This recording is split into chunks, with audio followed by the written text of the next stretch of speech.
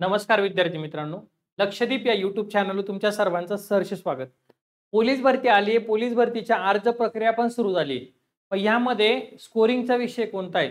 बऱ्याचशा विद्यार्थ्यांना लक्षात येत नाही. बऱ्याचशा विद्यार्थ्यांना लेखीचे मार्क 70 येत आहे, काहींना 60 येत आहे, काहींना 75 येत आहे. त्यांच्या लक्षात येत नाही की एक 4 विषयांमध्ये मराठी, गणित, बुद्धिमत्ता आणि जीके मध्ये यामध्ये एक असा विषय की ज्या विषयामध्ये तुम्ही येणाऱ्या भरतीमध्ये गॅरंटेड सांगतो, गॅरंटेड अभ्यास केला तर असं उगाच हवेत गोळा मारत नाही. 25 पैकी तुम्ही 25 मार्क घेऊ शकता. बघा इथं लिहिलेलं टायटल दिसत असेल तुम्हाला तर किती 25 पैकी 25 मार्क घेऊ शकता. सर कसे घेऊ शकता सगळं सांगतो, काही टेन्शन घेऊ नका.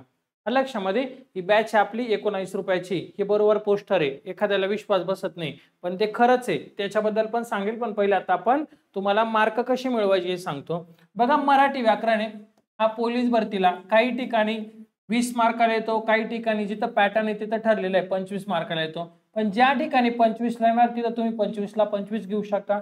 एखाद्या ठिकाणी 25 पैकी 20 प्रश्न आले तर 20 ला 20 घेऊ शकता तुम्ही. असं काही एवढं हे नाही, तिथं तुम्ही 20 ला 20 पण घेऊ शकता. ओके, का माहितीये का? कारण मराठी व्याकरण असा विषय ना काही इथं तुम्हाला एकदा कन्सेप्ट क्लिअर झाल्या, तुम्हाला सगळ्या संकल्पना समजल्या, सर्व उदाहरणं समजले. सगळ्यात महत्त्वाचं म्हणजे हा जर विषय तुम्हाला जर सोप्या भाषेत जर समजला ना तर तुमच्या लवकर इथं ग्रो होते. आणि परत परत तेच आहे. तसं जीकेचा कोणी सांगू शकतं का रे? कोणीच गॅरंटी देत नाही जीके मध्ये काय येईल म्हणून. जीके फक्त एक अंदाज लावू शकतो की आपण मागील झालेल्या प्रश्नपत्रिका करायच्या, ज्या आम्ही वन लाईनर 3000 दिलेले आपल्या बॅच मध्ये, तेवढे पाठ करायचे. बरोबर ना? मग तसं इथं नाहीये. इथं एकदा एक टॉपिक झाले, जर समजा 40 टॉपिक आहे, बरोबर ना? जर तुम्ही 40 टॉपिक जर एकदम प्रॉपर केले, त्याच्या जर कन्सेप्ट समजून घेतल्या, आपल्या बॅचच्या ट्रिक जर वापरल्या, तर परत काय होणार आहे रे? 1 पासून सुरुवात केली तर 40 पर्यंत गेले. बरोबर ना? आता इथं संपले, परत 1 वरच येणार तुम्हाला. मग त्याच्यामुळे हा तुम्हाला मार्क देणारा विषय. त्याच्यामुळे काही उदाहरणं, काही म्हणण्यापेक्षा बऱ्यापैकी 80 ते 90% आपल्या पोलीस भरतीला, बरं ना, 80 ते 90% जशाच तशी आता कॉपी पेस्ट येतात. मग तुम्हाला ते समजले पाहिजे का सर अलंकाराचा कोणता अलंकार आहे का जो वारंवार विचारता. तर मी तुम्हाला सांगेल की उपमा अलंकार. उपमा अलंकार हा असा आहे की दरवेळेस भरतीला विचारला जातो, दरवेळेस. आता उपमा अलंकार म्हणजे काय असतं रे? तर दोन गोष्टींची काय केली जाते? तुलना केली जाते. बरोबर ना? एवढंही समजत नसेल तर एकदम सोपं लक्षात ठेव. उपमा अलंकारामध्ये हे शब्द येतात बघ. सम, समान, सारखा. सम, समान, सारखा, प्रमाणे, परिगत. प्रमाणे, परिगत हे शब्द येतात, शब्दाला जोडलेले असतात. हे जर आले की दोन यांची तुलना केली जाते, मग त्याला म्हणायचं उपमा अलंकार. हा आयएमपी करून घ्या, येतो भरतीला प्रत्येक वर्षी ठरलेलं आहे. मग हे तुम्हाला आयएमपी कधी समजणार आहे? ज्यावेळी तुम्ही पीवायक्यू करशाल तेव्हा. मागचे पीवायक्यू आपण जे गेल्या झालेल्या प्रश्नपत्रिका आहे ना मागील वर्षीच्या, त्या आपण अनालिसिस केल्या पाहिजे, व्यवस्थित समजून घेतल्या पाहिजे, कोणत्या घटकावर भर दिला जातोय त्या गोष्टी आपण केल्या पाहिजे. मग त्याच्यासाठीच आम्ही काय केलंय, तुमच्यासाठी फक्त आणि फक्त किती? 19 रुपये. 19 रुपयामध्ये मराठी व्याकरण.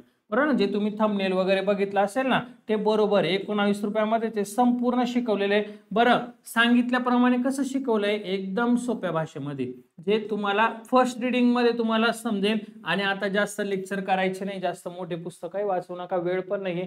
कमी लेक्चर करा, कमी उदाहरणं बघा, क्वालिटी काम करा, तरच रिझल्ट निघणार, नाही तर निघणार नाही. असंख्य विद्यार्थ्यांनी आपले बॅचेस घेतलेले आणि त्यांचे रिझल्ट आले, ते मार्क पण घेत आहेत. तुम्ही त्यांच्यापेक्षा मागे.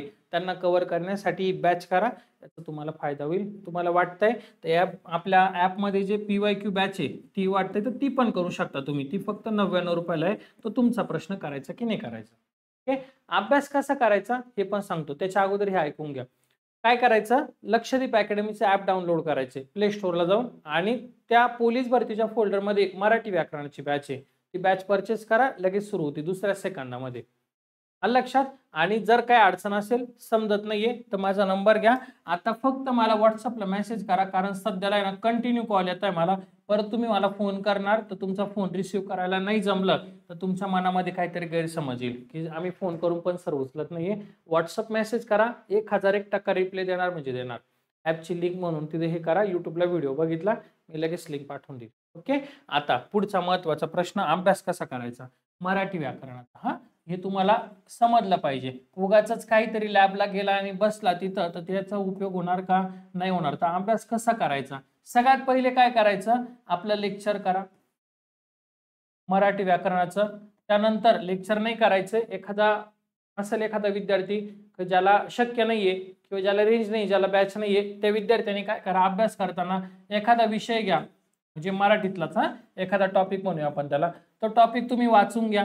उदाहरणार्थ तुम्ही समास टॉपिक आहे, ओके, समास टॉपिक काय केला, पूर्ण वाचन केलं, समासाचं व्यवस्थित वाचून घेतलं, समजून घेतला. अव्ययभाव कशाला म्हणायचं, तत्पुरुष कशाला म्हणायचं, द्वंद्व काय, बहुवीर्य काय, हे सगळे समजले तुम्हाला, घटक त्याचे उपप्रकार पण समजले. त्यानंतरचा पुढचा जो टप्पा आहे ना, ते मुलं करत नाही, तो तुम्ही करायचा आहे. पुढचा टप्पा काय करायचं माहिती का, समास टॉपिकवर मागील भरतीला किती प्रश्न आले ते किंवा कोणते प्रश्न आले ते PYQ, ते सर्वच्या सर्व तुम्ही PYQ केले पाहिजे सर्व. पण त्याच्याने काय होतं, समास टॉपिक हा आपला बेस्ट होतो, हा लक्षात राहतो.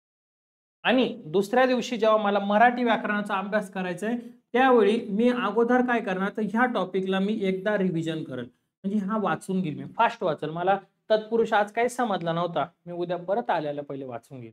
थोडंफार तर समजेल, 1%, 2% प्रयत्न करायचा, हार नाही मानायची. तुम्ही जर लढायच्या आधी जर हार मानत असाल तर लढूच नका, माझे म्हणणं आहे. भरतीला पेपर यायच्या आधी जर तुमच्या मनामध्ये जर भीती असेल ते चुकीचं आहे, अजिबात नाही. डोळे बंद करायचे, आई वडिलांचा चेहरा डोळ्यासमोर ठेवायचा, अभ्यास करायचा.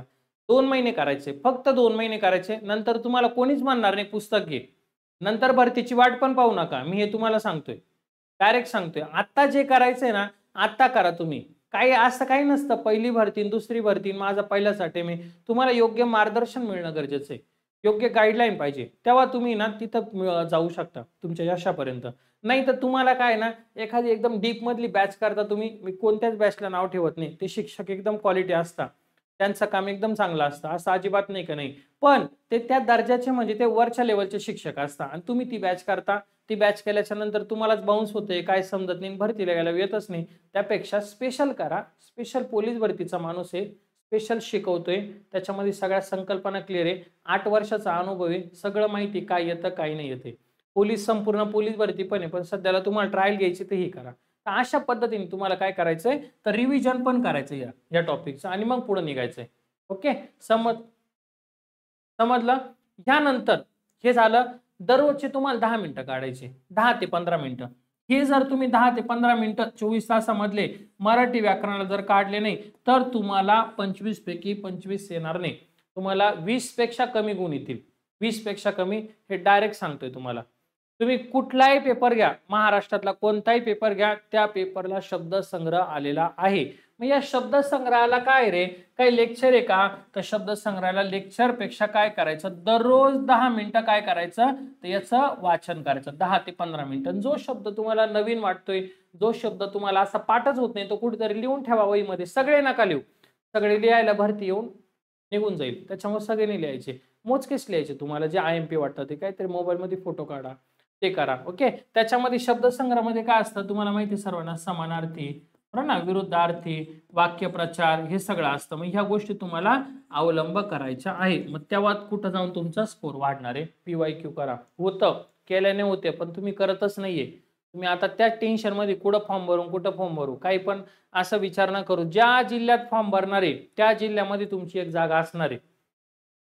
हा इथनं पहिलं माइंडसेट करा, सगळं इथ नाही. परफॉर्मन्स तुम्हाला मागे सांगितलंय, परफॉर्मन्स हा इथं ठेवायचा आपला, बरोबर ना, बाकी दुसरं काही नाही. ज्या जिल्ह्यामध्ये तुम्ही फॉर्म भरणार आहे ना, त्या जिल्ह्याची एक जागा आहे तुमची, फिक्स करून ठेवायची.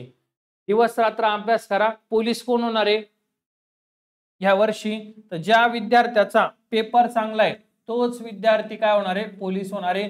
ग्राउंड त्याला करावंच लागेल, ग्राउंड त्याला काही चुकणार नाहीये. ग्राउंड हे त्यांनी जर 45 केलं तर त्याचा लीड असणार आहे, पण पेपरवर कमांड पाहिजेच. असं चालणार नाही त्यांनी पेपर ग्राउंड 45 टाकलं किंवा 50 टाकलं आणि पेपर टाकला 40 आणि 50चा पोलीस झाला, असं आजपर्यंत झालेलं नाहीये. त्याच्यामुळे तुम्ही असं अपेक्षा पण ठेवू नका. स्पर्धा वाढली पण ना, मग या स्पर्धेसाठी तुम्हाला ह्या गोष्टी करायच्या आहे. दिवस रात्र करा, जास्तीत जास्त काय करा, प्रश्नपत्रिका सोडवा. तुम्ही जेवढ्या प्रश्नपत्रिका सोडवशाल तेवढा तुमच्या पेपरचे मार्क वाढतील. याच्यातलं जे समजणार नाही, तुमच्यासाठी बॅच पण आणलेली आहे PYQ ची, हे बॅच मधले पण काय करायचे तुम्हाला, प्रश्न करायचे. ओके, सर्वांना समजलं. नवीन असाल चॅनलला लाईक सबस्क्राईब करायला मात्र विसरायचं नाही, कारण हे जे व्हिडिओ आहे हे तुमच्या कामाचे, बाकी फालतूपणा काहीच नाहीये, तुम्हाला अभ्यासाच्या रिलेटेड आहे.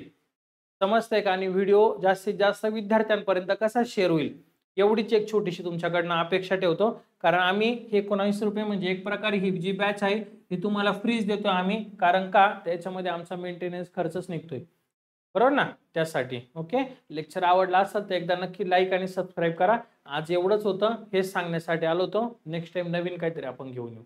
चलो, आजचं लेक्चर आपण इथंच थांबवतोय. धन्यवाद.